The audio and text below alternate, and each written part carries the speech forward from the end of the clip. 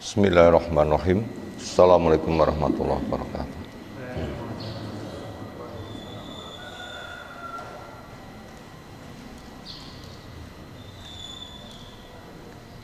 Alhamdulillahirabbil alamin. Walladzi arsala rasulahu bil huda wa dinil haqq lidhirahu 'ala dini kulli.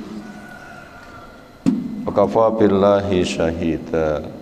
Wa asyhadu an la ilaha illallah wahdahu la syarikalah wa asyhadu anna Muhammadan abduhu wa rasuluh. Allahumma shalli ala Muhammad wa ala alihi wa ashabihi wa man tabi'ahum bi ihsanin ila yaumiddin. Ya ayuhan nas ittaqu rabbakum alladzi khalaqakum min nafsin wahidah wa khalaqa minha zawjaha wa basa minhuma rijalan katsiran wa nisaa'a wattaqullaha alladzi tasaaluna bihi wal arham innallaha kana 'alaikum raqiba. Wa ba'd, fa inna asdaqal hadisi kitabullah wa khairal hadyi hadi Muhammadin sallallahu alaihi wasallam, syarrul umuri muhdatsatuha fa inna kulla muhdatsatin bid'ah wa kulla bid'atin dhalalah wa kulla dhalalatin finnar.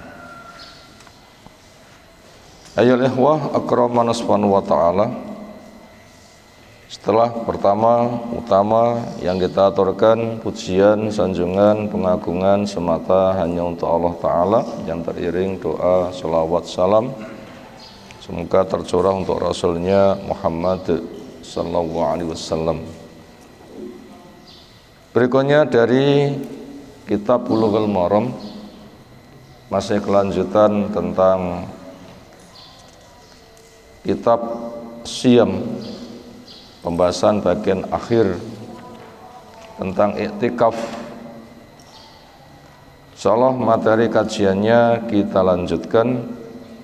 Masih ada beberapa hadis, sekitar ada 5 hadis, semoga terbaca selesai pagi hari ini.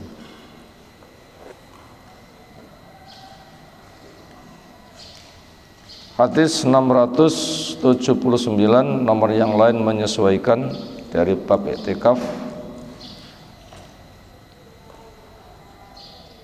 Nomor 5 sebelum terakhir, nomor 5 dari belakang. Hadisnya mauquf, periwayatannya bertumbuh kepada sahabat. Secara periwayatan ada yang sahih, ada yang tidak sahih. Kesimpulannya hadis ini bisa menjadi landasan hukum. An Ibnu Abbas radhiyallahu anhuma anan nabiyya, sesungguhnya Nabiullah Muhammad sallallahu alaihi wasallam beliau sabdakan,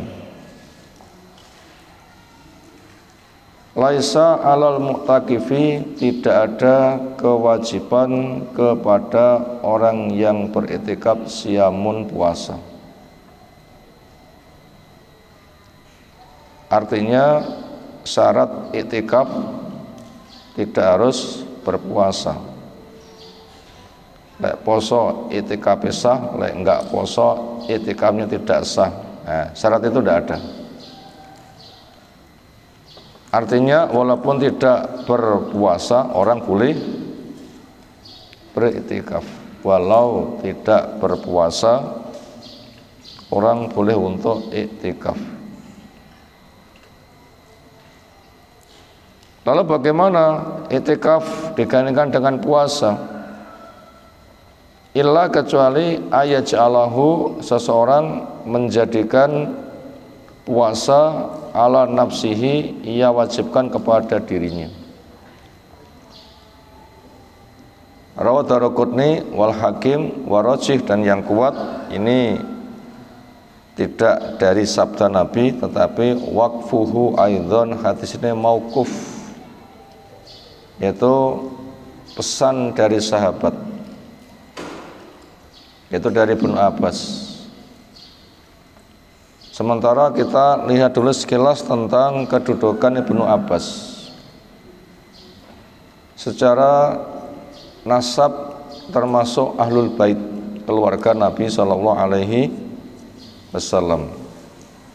Karena bapaknya namanya Abbas. Abbas itu paman Nabi. Bapak Nabi kita Abdullah bersaudara dengan Abbas.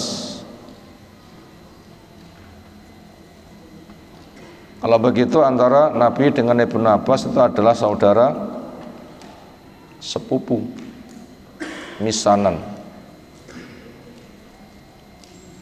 Rombongan hijrah bersama keluarga ketika Nabi SAW berangkat menuju ke Mekah untuk penaklukan kota Mekah tahun 8 Hijriah.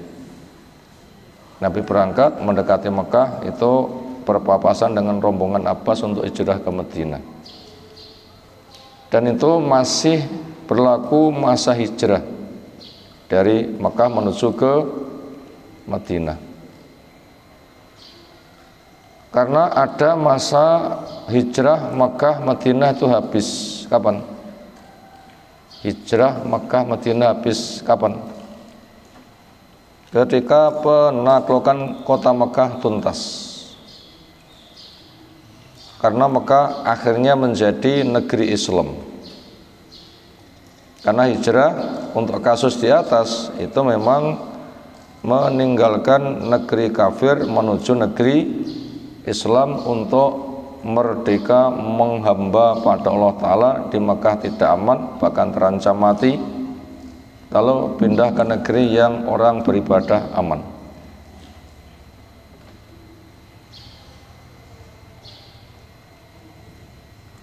Sampai Nabi pun juga hijrah, karena dikepung mau dibunuh rame-rame, akhirnya hijrah.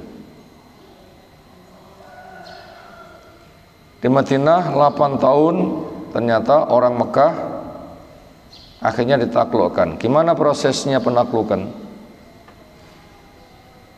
Tahun 6 Hijriah Nabi bersama 1.400-an orang punya program umroh. Di luar Mekah di tempat namanya Hudaybiyah, jaraknya kurang dari 10 kilo, ternyata terpantau. Disitulah mereka mengirimkan utusan untuk rembukan. Kirimkan A, belum ada hasil. Kirimkan B, belum ada hasil. Akhirnya yang mereka kirimkan Suhail bin Amr. Komentar Nabi, seolah urusannya mudah. Itu namanya fa'al. Fa'al ini kenapa? Ada peristiwa berkesan indah menjadi pemancing doa. Ada peristiwa berkesan indah menjadi pemancing doa.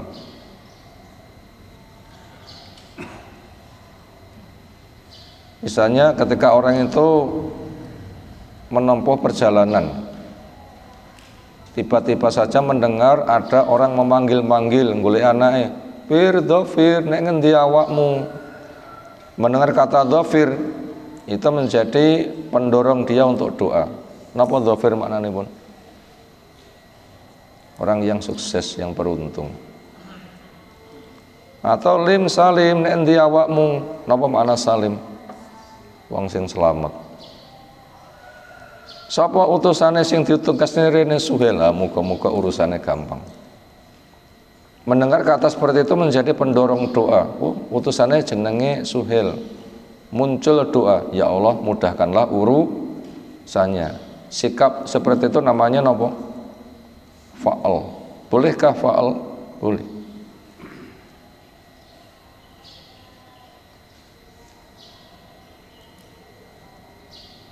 Pagi-pagi duduk di serambi, banyak burung berkicau. Ya Allah, jadikan saya memperbanyak zikir. Mosok zikirku kalah karo manuk. Niku nggih fa'al. Krungu suara manuk mendorong dia untuk apa? Terpanggil zikirnya. Kemudian doa, ya Allah jadikan saya ahli zikir. Mosok kalah karo manuk itu juga fa'al. Enek perencak calon enek tamu terus pundi?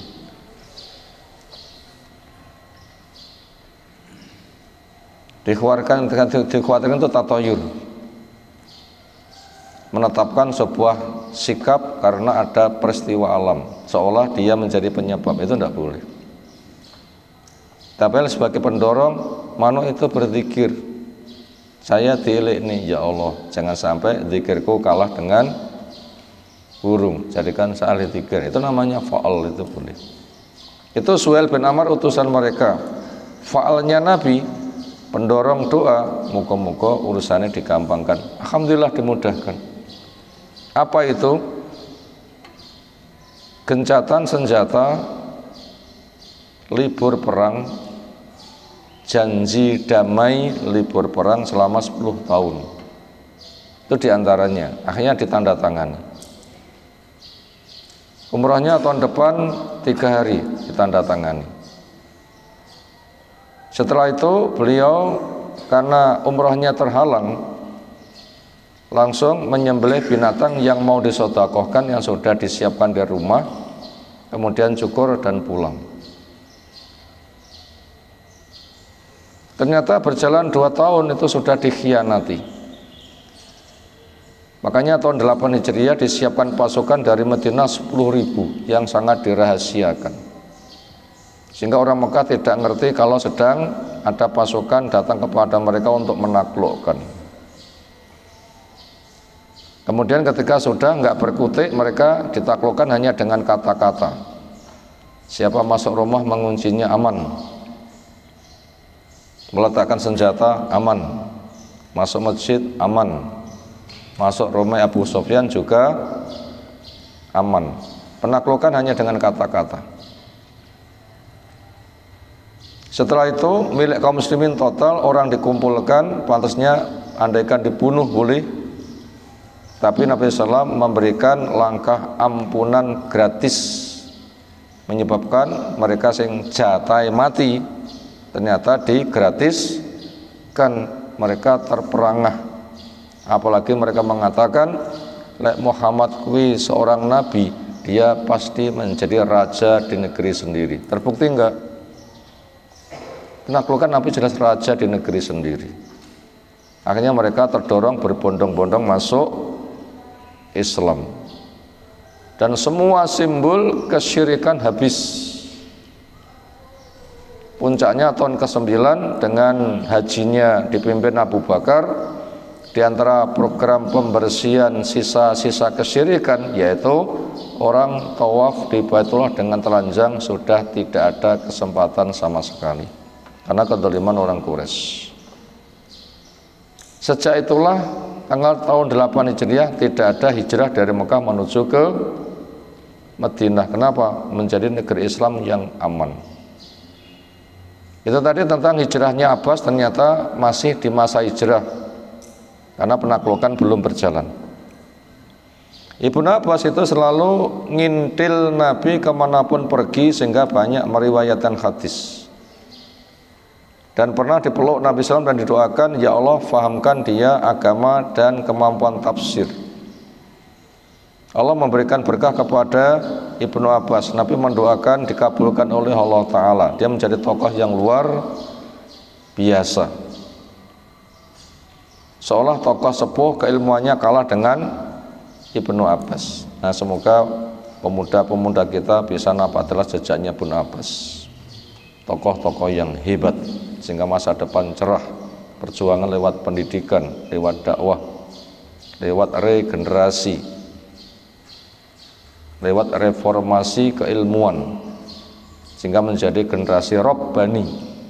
Ilmu, amal, dakwah, manhajnya jelas, akidahnya tauhid, amalnya sunnah, akhlaknya mulia, dakwahnya luar biasa. Negeri akan makmur lewat dakwah. Makanya Ibnu Abbas menjadi rujukan ilmu, fatwanya diambil, termasuk di sini fatwa dari Ibnu Abbas. Apa fatwa dari Ibnu Abbas? Orang iktikaf tidak disyaratkan harus puasa. orang i'tikaf tidak disyaratkan harus puasa. Ini pemahaman Ibnu Abbas. Tapi nek sir puasa boleh. Lalu hadis sebelumnya itu ada bahasa wala tikafa ila bisomin, tidak ada i'tikaf kecuali dengan puasa. Apa makna hadis itu? Seolah puasa itu harus. Dua hadis isinya berbeda. Sing sito i'tikaf tidak harus puasa. Yang satu lagi menceritakan tidak dikatakan i'tikaf kecuali dengan puasa. Apa dua hadis ini bertentangan? Jawab tidak. Ini memberitahu dari macam-macam i'tikaf. Macam i'tikaf ada berapa macam? Satu, i'tikaf dalam rangka mengejar fadilah Lailatul Qadar. Itu macam pertama. Yang kedua, i'tikaf karena nazar. Nah, i'tikaf nazar ini diawali puasa boleh? Enggak, juga enggak mengapa. Atau i'tikaf memang sir i'tikaf walaupun bukan nazar. Aku sir i'tikaf walaupun bukan nazar. Poso dhisik boleh? Enggak, juga enggak mengapa. Ini bebas. Poso apa? Nggih terserah.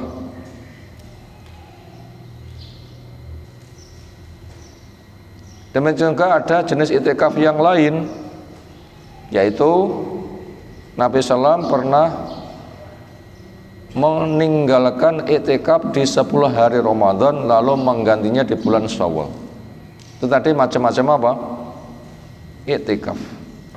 Lalu mana hadis wala tikafa illa bisomin, enggak ada i'tikaf kecuali dengan puasa. Itu maknanya la yatimmu al i'tikafu wala yakmulu al i'tikafu illa bisaumin.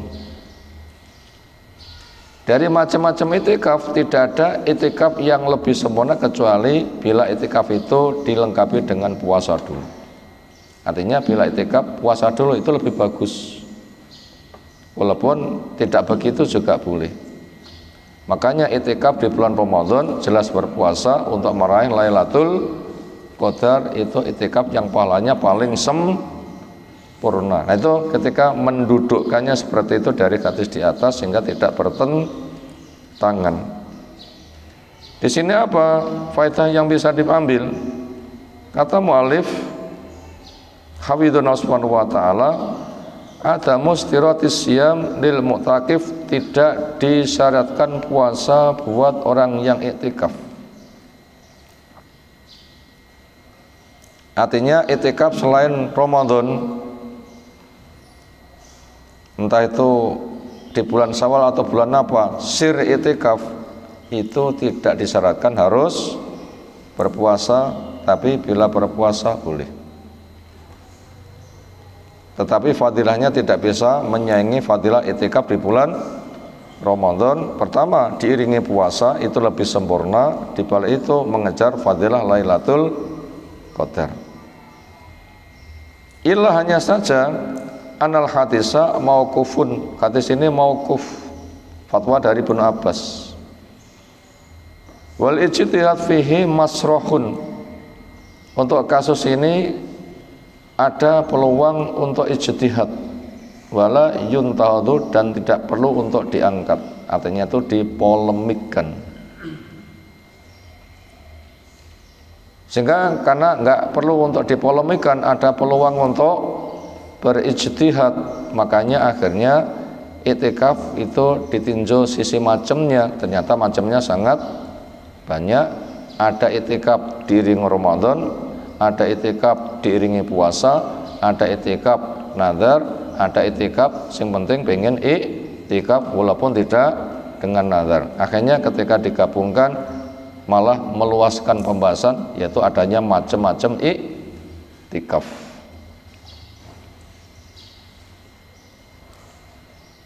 Niki pun meh i'tikaf malih napa dereng?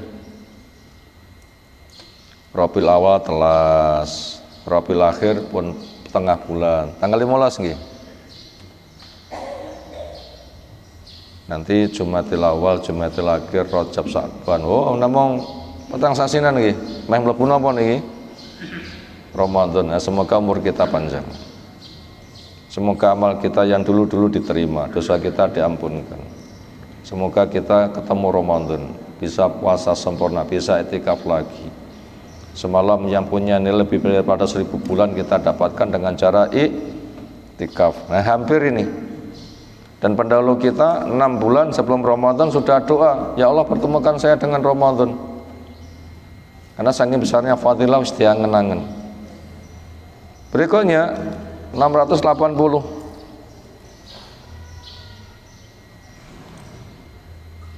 Itu juga sahih.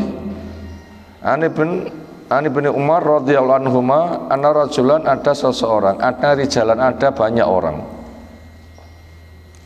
Min ashabin Nabi, dari kalangan para sahabat Nabi sallam, uru mereka diperlihatkan Lailatul Qadri, malam Qadar.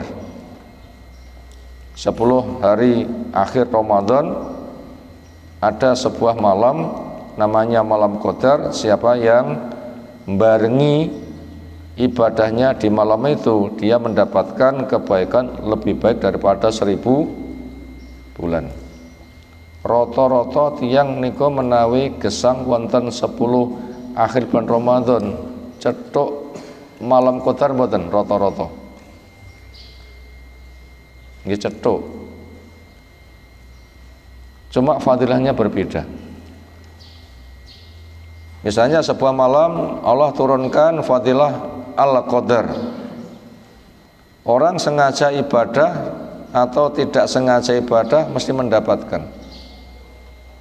Tidak sengaja ibadah maknanya ia ibadah harian, maghriban, isaan, zikir.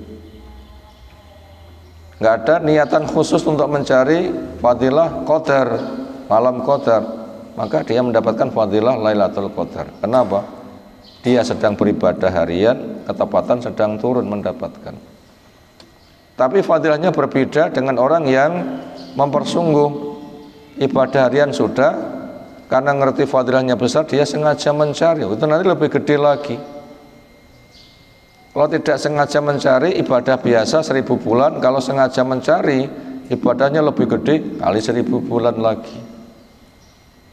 Apalagi diawali dengan mulai subuh memperbanyak ketaatan sampai zuhur, sampai asar, sampai maghrib, sampai isya, sampai subuh ia hidupkan sehingga amalnya luar biasa. Sudah luar biasa jika dikalikan 1000 bulan. Makanya podo-podo mendapatkan fadilah Lailatul Qadar, jumlah besarnya sama atau beda? Beda. Sama-sama mendapatkan fadilah tapi nanti jumlahnya berbeda. Sapa sing tenanan luwih gede. Makanya itikaf itu cara untuk memacu kesungguhan. Karena sengaja meninggalkan dunia, fokus untuk mengejar akhirat. Sehingga fadilahnya lebih besar. Jadi rata-rata mendapatkan cuma fadilahnya, nilainya, kadarnya berbeda-beda. Kapan itu turunnya? Dari 10 hari yang akhir, di malam yang ganjil. Para sahabat diperlihatkan fil manam ketika mereka di dalam mimpi, fis sabai al awakhir, di 7 yang akhir. Biasanya pun luwih rame niku malam pinten? Tiang itikaf 10 hari luwih rame, malam ganjil lebih rame lagi, super rame tanggal pinten? 17. Berarti 10 hari akhir itu lebih rame untuk itikaf, 5 hari ganjil luwih rame lagi, malam 17 puncak.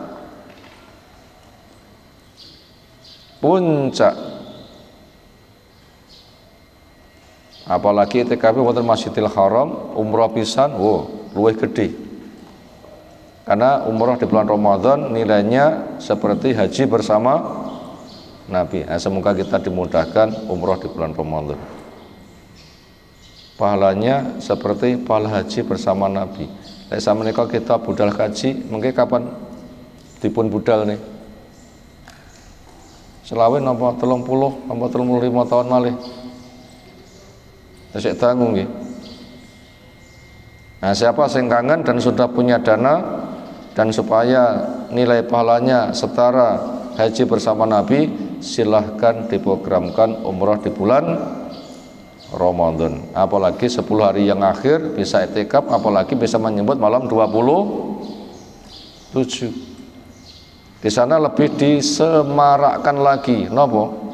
Sing imame taraweh pucuk pimpinan dari para imam. Sinten? Pucuk pimpinan dari para imam yang sedang ada di sana. Sesudis nggih. Itu lebih mengesan. Bukan itu kunci, bukan, tapi lebih mengesan. Diharapkan lebih menyemangati. Faqala berkomentar ketika Nabi SAW itu mendapatkan laporan tentang mimpi sahabat kalau turunnya fadilah Lailatul Qadar itu malam yang ke-27. Apa komentarnya?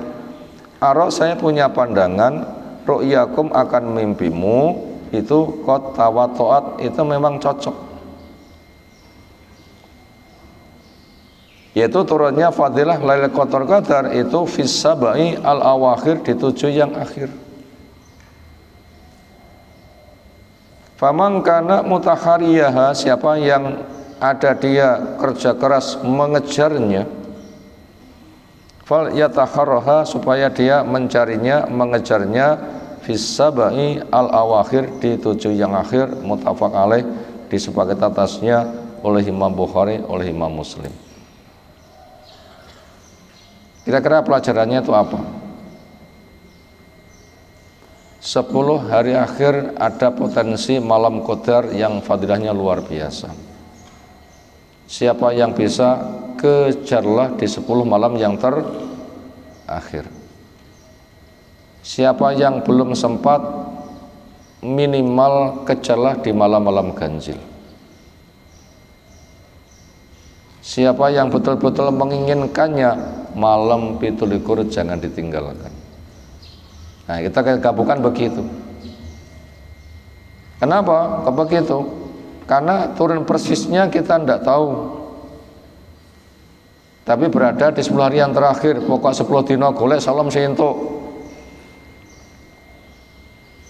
Lebih potensi lagi pada malam ganjil. Tapi apabila siapa yang bisa 10 hari, nggak usah repot. Kadang ada terjadi pemahaman sirotok beda. Ini ganjili gayane sopo. Kadang ngoten nggih. Nyapa? Lekase mboten bareng. Ente sing saiki nek sesuk iki ganjil gayane sing saiki apa ganjil gayane sesuk. Kadang wonten kekacauan pemikiran. Senes agama bledur senes, ning kadang wonten pemikiran sing kacau, rotok bingung sing endi. Nah, kadang tiang mikir niku tiang sing mikir jadi masalah. Maka siapa mendapatkan 10 itu sudah seolah aman. Kepasoda iso 5 yang ganjil jangan ditinggalkan. Lebih spesial malam 17 itu yang paling potensial. Maknanya seperti itu. Karena kita baca apa? Fawaid yang terkandung pada hadis ini. Bahwa masih berkat dengan nomor berikutnya. 681, 2 hadis itu nanti fawaidnya digabung jadi 1. Wan Muawiyah ibni Abi Sufyan radhiyallahu anhuma anna Nabi sallam qol fi lailatul qadri, berkaitan malam qadar, lailatul sabin wa isrin, malam 17. Rawahu Abu Dawud warajih waqfu, ini juga memiliki nilai mauquf, yaitu kesimpulan dari sahabat. Tapi sahabat tetap dari Nabi.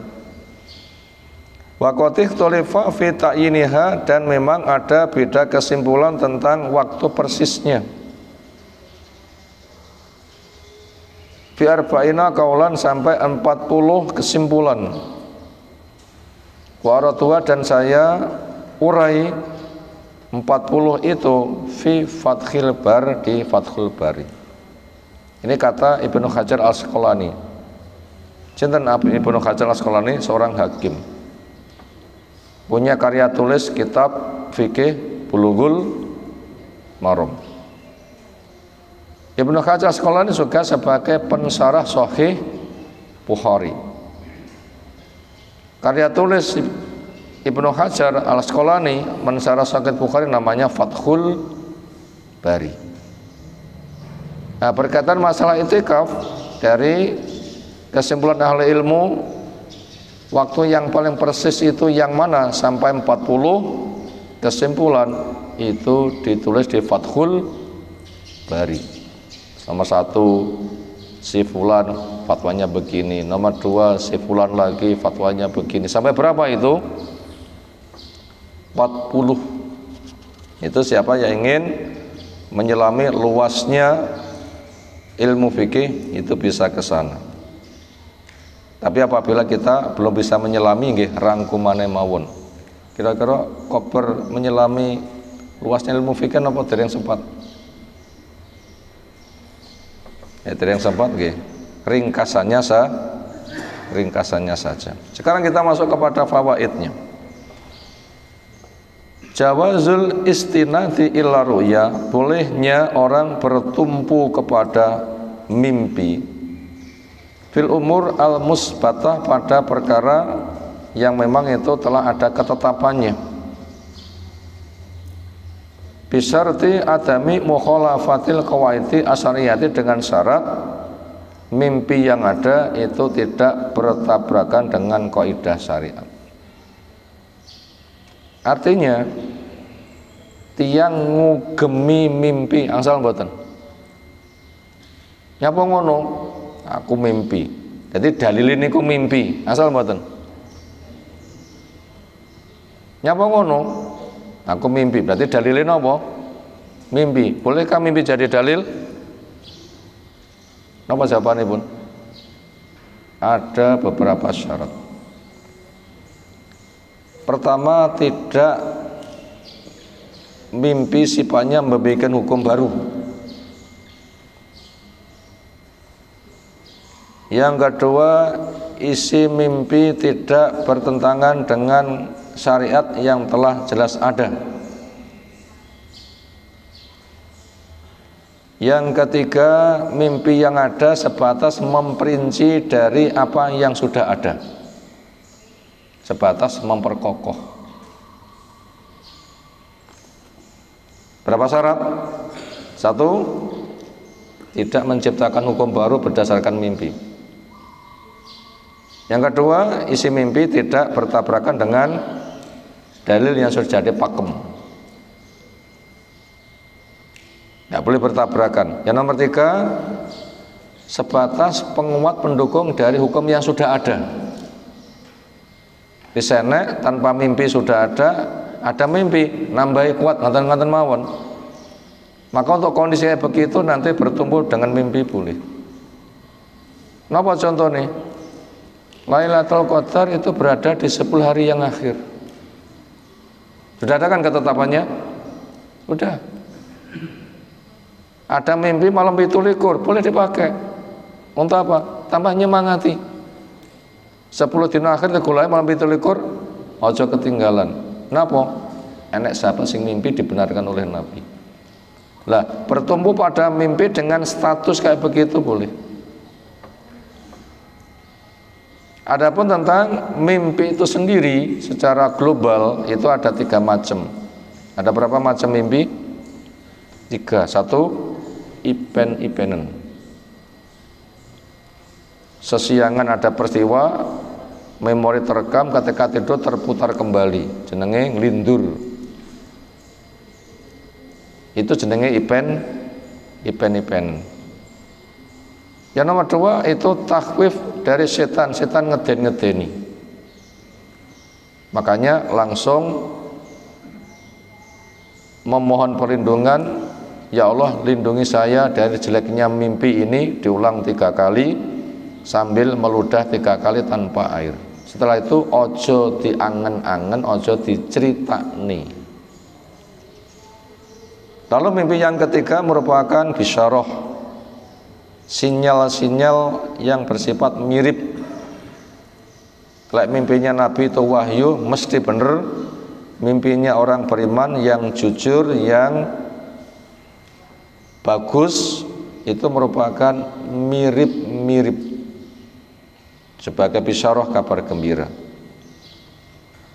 Dan itu bisa menjadi pendorong doa. Ya Allah, apabila memang ini darimu, tolong engkau wujudkan. Nah, begitu sifatnya. Itu tadi mimpi secara umum. Berikutnya,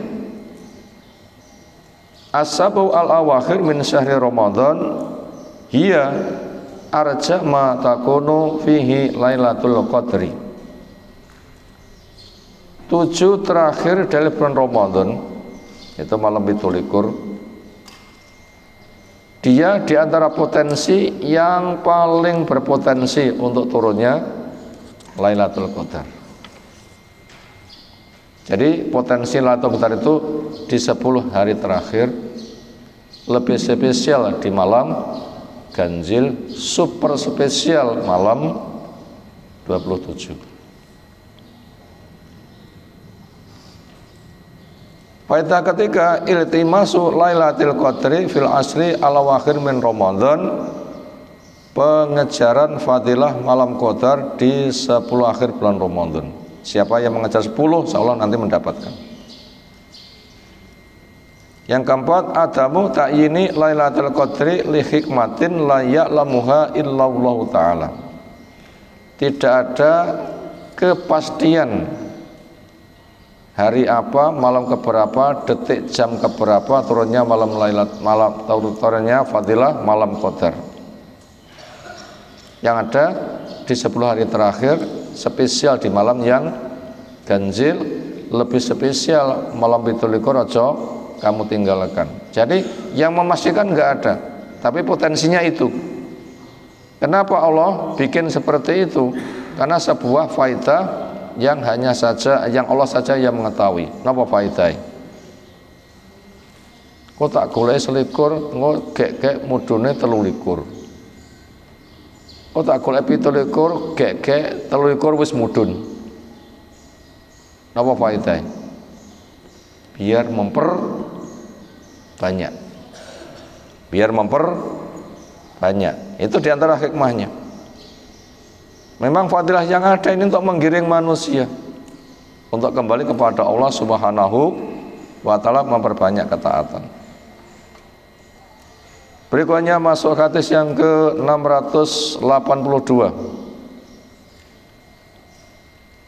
Juga sahih, An Aisyah radhiyallahu anha qalat, qultu, saya tanya, ya Rasulullah sallallahu alaihi wasallam, ara'aita, bagaimana tanggapanmu?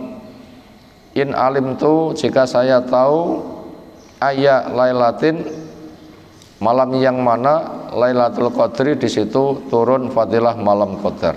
Ma aqulu fiha, apa yang saya katakan? Qala dawuh Nabi sallam, quli ndonga, Allahumma innaka afuwun.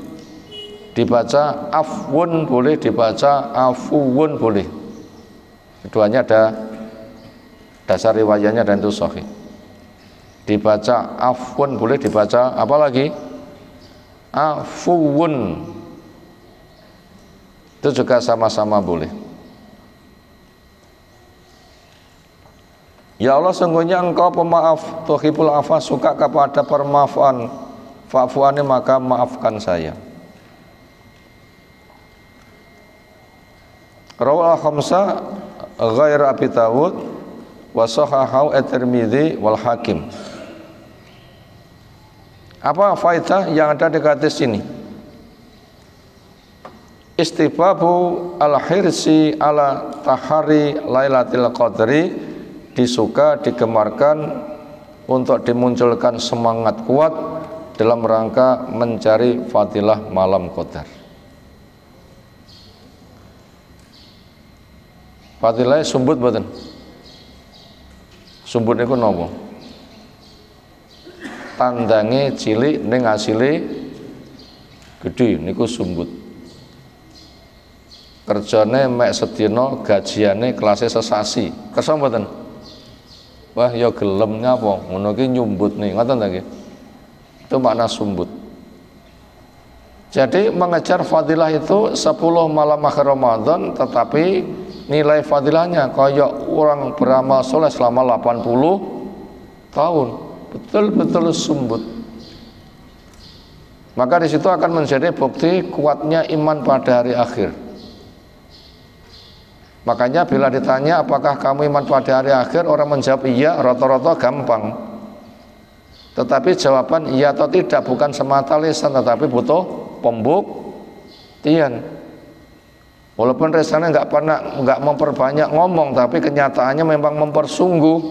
Fadilah ini butuh tabungan, 10 dino, fadilah ngamal seperti 80 tahun lebih, 1000 bulan. Luar biasa. Akhirnya malah serwegep. Itu bukti kuatnya iman kepada hari akhir. Itu nanti akan kita bawa mati. Itu nanti akan kita bawa nanti. Tapi seringnya lek Ramadan 10 hari akhir sing paling rame tiyang wonten pundi? Tempat pasar, mall, tempat belanja, tempat hiburan. Mungkin buat pedagang muslim memanfaatkan momen supaya dagangannya laris manis. Ya, boleh-boleh saja. Tetapi iktikaf lebih manis lagi. Daganganmu laris manis itu manfaat dunia, tapi iktikafmu manfaat akhirat. Kalau mau menggabung boleh. Kesempatan laris manis saya cari pegawai, sementara saya akan full untuk mengejar Lailatul Qadar. Ini majikan yang baik. Laris manis dagang aku, ternyata paling banyak saya gunakan untuk mencari akhirat. Luar biasa. Kesimpulannya apa? Itu fadilah besar, silahkan orang memupuk ambisi untuk mendapatkannya. Yang nomor 2, istibabut doa bidzikri al-warid fil hadis fi lailatul qadri. Disuka berdoa dengan zikir yang datang di hadis dalam rangka mengejar fadilah malam qadar. Napa wau isi doanya? Insyaallah masing-masing dari kita hafal. Napa wau? Allahumma innaka afuwun tuhibbul afwa fa'fu anni. Insyaallah masing-masing dari kita hafal. Silahkan diperbanyak. Ya Allah, Engkau pemaaf, suka kepada maaf, maka maafkanlah saya. Hadis yang terakhir, bab iktikaf 683 juga sahih. An Abi Sa'idin Al-Khudri radhiyallahu anhu qala dawuh Rasul sallam la tusyaddu arihalu, tidak diperbolehkan orang mempersungguh untuk mengadakan rihlah safar untuk menuju ke masjid illa salah satu masajida, kecuali pengen nemeni menuju masjid. Yang boleh untuk di nemeni masjid diparani itu hanya 3 saja, yaitu al-Masjidil Haram, yang kedua Masjidi Hadza, Masjid Nabawi, masjid kue ini, yang ketiga Masjid Aqsa, muttafaq alaih.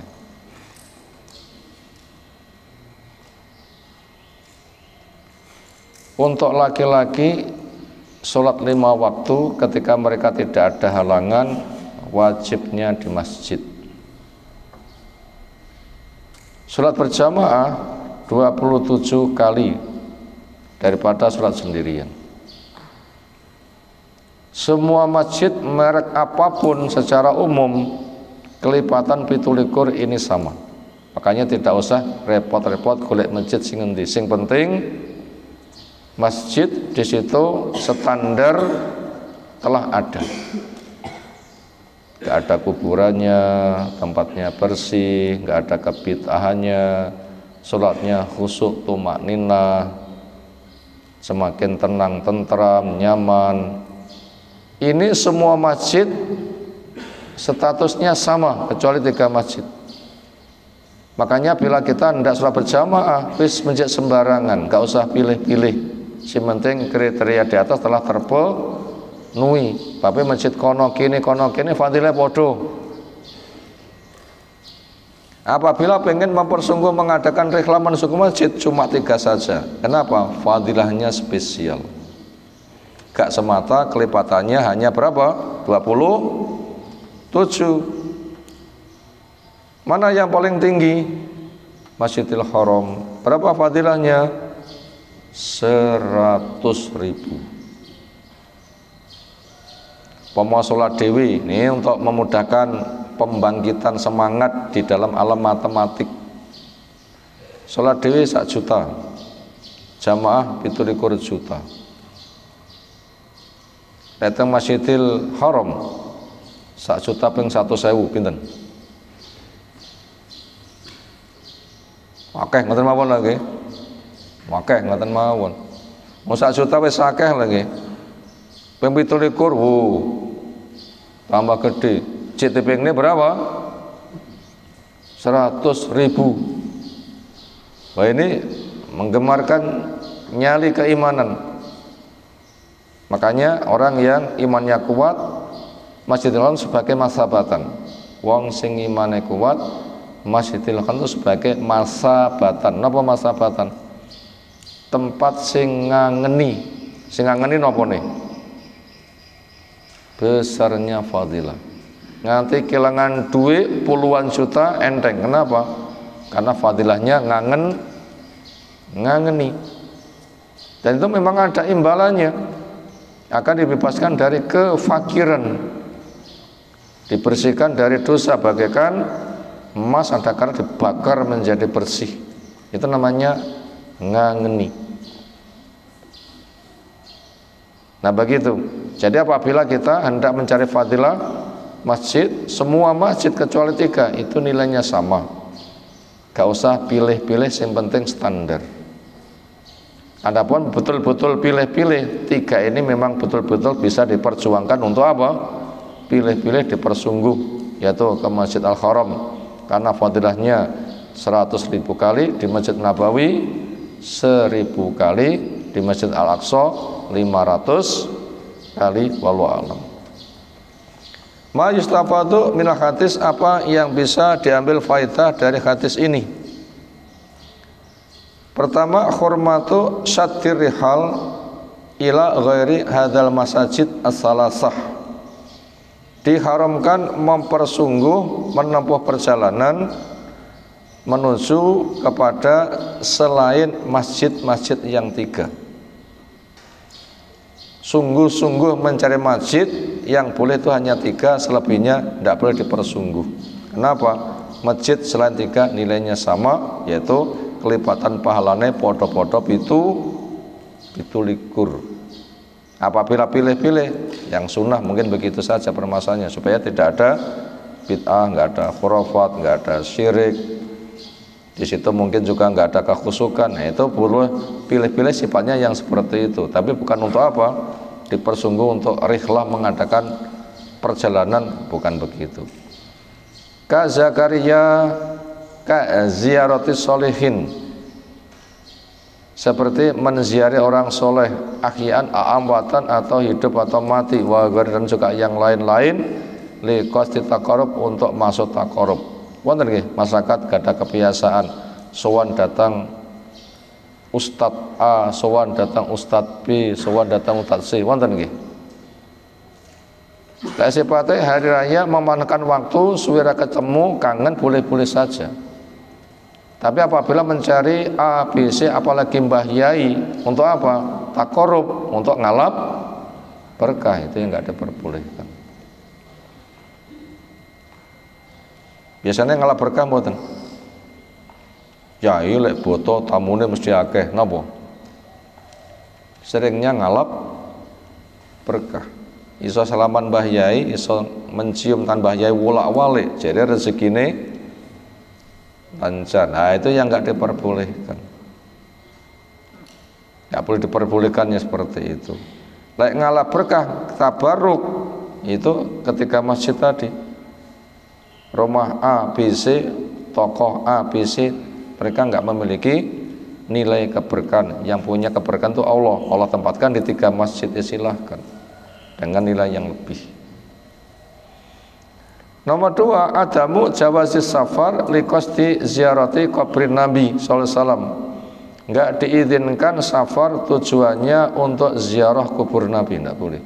Nanti ziarah kubur Nabi enggak boleh. Kalau ziarah kubur di perkampungannya. Nanti ziarah kubur sudah dimaklumi. Fungsinya apa ziarah kubur? Memang itu ada sunnahnya. Dulu tidak boleh, sekarang boleh. Yang kedua, mengingatkan mati. Yang ketiga, memupuk kuatnya iman pada hari akhir. Tapi calonnya aku mati sanggung kuwopo. Juga untuk mendoakan kepada kaum muslimin yang sudah mati. Itu ziarah kubur kayak begitu diizinkan. Tapi apabila safar tujuannya ziarah kubur Nabi, bolehkah? Enggak boleh. Amma ziyaratu at-tabi'atu li ziyaratil masjid an-nabawi asy-syarif fala khilafa fi jawazuha. Adapun kalau ziarah kubur Nabi itu sebatas katut, program utamanya adalah mengunjungi Masjid Nabawi yang mulia, maka tidak ada perbedaan pendapat. Kesimpulannya semuanya membolehkan. Nyanti ziarah Masjid Nabawi, bolehkah? Oke. Nyanti ziarah Masjidil Aqsa, bolehkah? Oke. Nyanti ziarah Masjidil Haram, napa hukumnya? Oh iya. Oke sama oh iya napa nih? Cekot mubalaghah kata penyangat ngoten nggih. Sangat disilahkan. Lek tujuane itu nanti pas wonten Masjid Nabawi lewati kuburipun Nabi, lewat salam niku nunut. Niku boleh, tapi bukan tujuan. Terus pun cara ziarah kubur Nabi nggih lewat salam. Assalamualaikum ayuhan nabiyyu, assalamualaikum ya Abu Bakr, assalamualaikum ya Umar, assalamualaikum ahlat diyar minal mu'minin wal muslimin wa inna insyaallah bikum lahiqun, nasallallahu alaikumul afiyah. Ya doa ziarah kubur lewat ya sudah, nggak ada acaranya. Itu memang itu mendoakan kepada orang yang sudah meninggal. Nah, makanya di situ ada syekh yang selalu nunggoni. Napa tujuannya? Memberikan arahan kepada orang yang punya perilaku salah ketika menziarahi kubur Nabi. Napa contoh perilaku salah menziarahi kubur Nabi? Dadak ndonga madhep kubur Nabi kalih angkat tangan. Oh, ndak boleh itu. Ndonga itu madhep kiblat, bukan madhep kuburan. Ada yang juga sing musuk-musuk untuk dialap berkah, ya itu juga tidak boleh, itu ada kesyirikan. Jadi kalau kita itu ziarah ke Masjid Nabawi lalu ziarah ke kuburnya Nabi, cukup lewat menyampaikan assalamualaikum ayuhan nabiyyu warahmatullahi wabarakatuh, assalamualaikum ya Aba Bakrin, assalamualaikum ya Umar. Doa al-jaza min ummatikum, doa semoga dapat balasan baik dari umatmu. Dari umat berdoa semoga engkau mendapatkan balasan kebaikan. Itu sifatnya ziarah itu ke kubur Nabi, itu sebatas numpang programnya ziarah Masjid Nabawi. Innamal khilaf fi insa'is safar min ajla, sesungguhnya yang ada perbedaan kesimpulan apabila pendorong niat ke sana itu adalah yang dituju kuburnya Nabi, itu yang nggak diizinkan. Yang ketiga, fadlu adil masajid, fadilah 3 masjid. Wa ana afdolaha al masjidu al haram, yang paling utama gedene fadilah Masjidil Haram 100.000 kali. Semua al masjid an-Nabawi, yang kedua Masjid Nabawi 1000 kali. Semua al-Masjid Aqsa, kemudian Masjid Aqsa 500 kali. Yang keempat, inna mudha'afata ajri sholati fi hadzal masajid tukhtassu bil fardhah dunan nafilah. Sesungguhnya nilai kelipat gandaan pahala sholat di masjid-masjid itu, ini yang dapat penggandaan sejumlah itu untuk sholat wajib, bukan sholat sunnah. Wajib di masjid biasa 17, wajib di masjid Nabawi 1000 kali, wajib sholat di Masjid Aqsa 500 kali, wajibnya sholat fadilah di Masjid Al-Haram 100.000 kali. Yang dapat kelipat ganda itu sholat yang wajib, bukan sholat yang sunnah kama qala at-Tahawi wa ghairuhu min al-ilmi, sebagaimana Imam Tahawi menjelaskan, demikian juga yang lain-lain dari ahli ilmu. Kesimpulan yang kita kaji di kesempatan pagi hari ini, pertama, menyegarkan kembali untuk beriktikaf dalam rangka meningkatkan tabungan kebaikan. Ini kesimpulan pertama. Menyegarkan semangat untuk meningkatkan tabungan dengan beriktikaf. Karena kita hampir saja memasuki Ramadan. Kurang berapa? 4 bulan lagi. Nah, kita disemangati, kita siapkan. Yang nomor 2, iktikaf macamnya banyak. Ada iktikaf dalam rangka mengajar Lailatul Qadar, ada iktikaf sifatnya nazar, ada iktikafnya sifatnya qadha, ada iktikaf sifatnya pancen sir iktikaf. Ada berapa macam iktikaf? 4. 1, iktikaf Ramadan mengejar Lailatul Qadar. Kedua, iktikaf karena nazar. Yang ketiga, iktikaf karena qadha. Ramadan tidak iso tak ganti kapan karena ada halangan, boleh itu diqadha. Yang keempat, iktikaf karena sir, sak wayah-wayah, itu boleh. Itu pelajaran yang nomor 2, macam-macam iktikaf.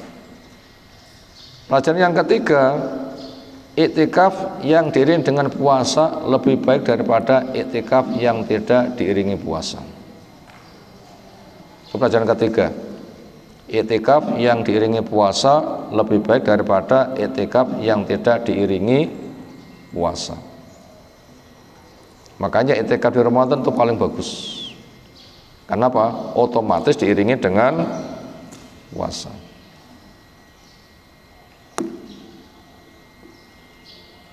Kemudian pelajaran yang keempat, doa spesial ketika memperbanyak zikir dalam rangka mengejar Lailatul Qadar.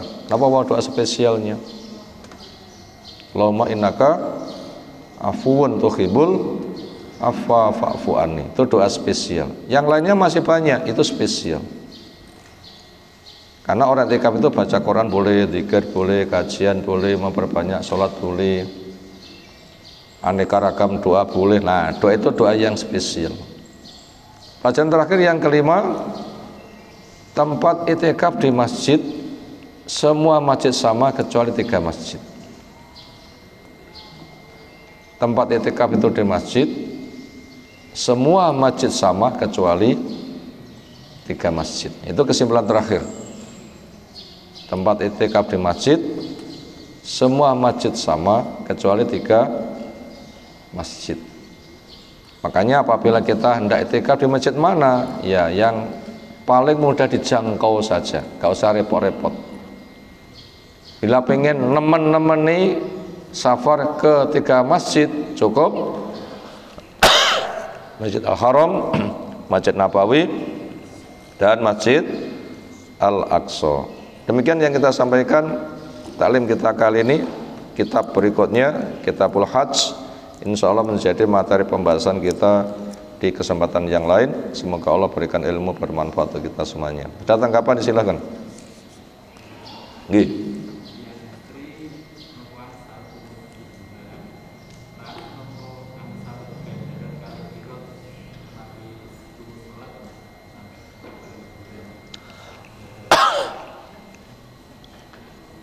Fadilah berkait jenazah untuk perempuan gitu nggih kesimpulannya.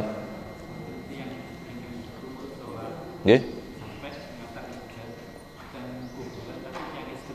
Oh.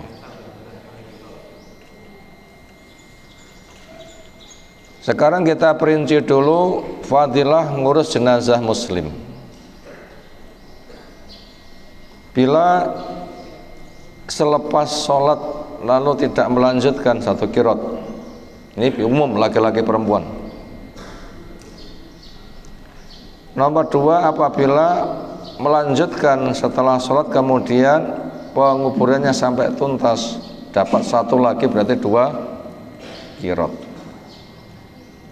secara praktek pelaksanaan khusus laki-laki. Karena perempuan Muhammadiyah menceritakan nuhina anitibal janazis, kami para perempuan dilarang ngiring jenazah. Untuk prakteknya perempuan tidak boleh. Untuk prakteknya laki-laki, sehingga mendapatkan kelengkapan pahala 2 qirat. Wah, enak laki-laki ulah yang kuburan dapat double. Aku ngene kisir ya ora iso ya ora ento. Gak usah khawatir ibu-ibu. Katakan saja andai. Andaikan saya laki-laki aku ya ngono. Tapi saya perempuan ndak oleh ya wis. Justru bila berpikir begitu nanti malah lebih banyak. Pertama melu sholat 1 qirat, yang kedua andaikan saya laki-laki juga ngantarkan sudah 1 qirat lagi pahalanya disusulkan. Ditambah ketaatan.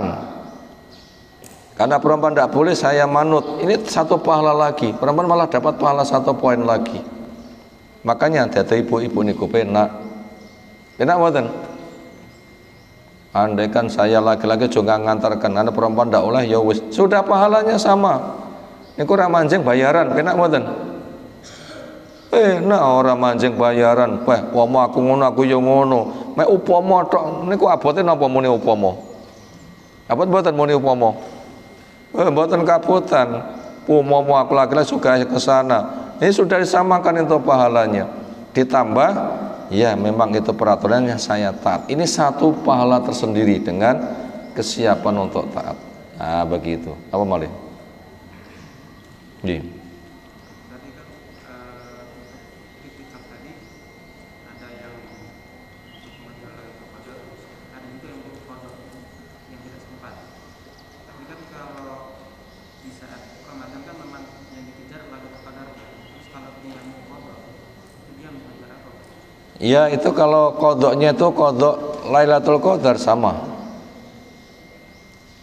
Karena biasanya itikafnya untuk Lailatul Qadar, 1 kesempatan itu ada halangan sehingga nggak bisa melaksanakan. Safar mungkin, sakit mungkin, atau ada yang lain mungkin.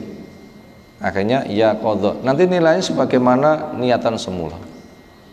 Apalagi karena Nabi pernah melihat itu, Nabi membuat kayak kemah-kemahan tinggi sawang cukup ngoten nggih. Kan banyak kan? Campingan kan non biasa ngoten niku lho nggih. Niku malah akeh kemah A, kemah B. Menyebabkan masjidnya menjadi dibeki kemah-kemah, lain wong liya mlebu malah enggak kebagian gen. Nabi tinggalkan. Kemudian Nabi mengganti di bulan Syawal. Untuk kasus itu Nabi itikafnya selalu untuk mencari Lailatul Qadar. Kalau begitu nilai qadha nilainya apa? Yang diqadha untuk kasus apa? Nah begitu permasalahan ke sana.